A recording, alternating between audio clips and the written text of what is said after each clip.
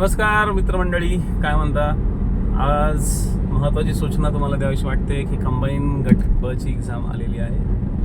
गेल्या 1 महिन्यापासून आपण यूट्यूबचा थोडासा कम्युनिकेशन आपला गॅप पडला होता बिकॉज ऑफ माझा आजारपणा, थोडासा घशाचा इश्यू आणि माझा सध्या चाललेला एक महत्त्वाचा प्रोजेक्ट. आता या प्रोजेक्टवरतीच आहे आणि या प्रोजेक्टवरतीच रोज येणं जाणं करावं लागते.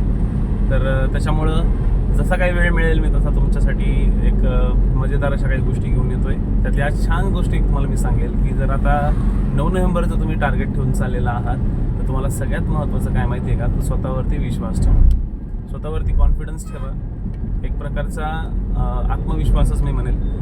तो कॉन्फिडन्स जर नसेल ना तर तुम्हाला प्रत्येक गोष्ट इथं अवघड वाटणार आहे. आणि जर हाच कॉन्फिडन्स तुम्हाला खूप चांगल्या पद्धतीनं शो करता आला तुमच्या अभ्यासामध्ये, तुम्ही कॉन्फिडेंटली एक कन्सेप्ट जर कव्हर करायचा प्रयत्न केला तर मी 100% सांगतो की तुम्ही यशस्वी नक्की होणार.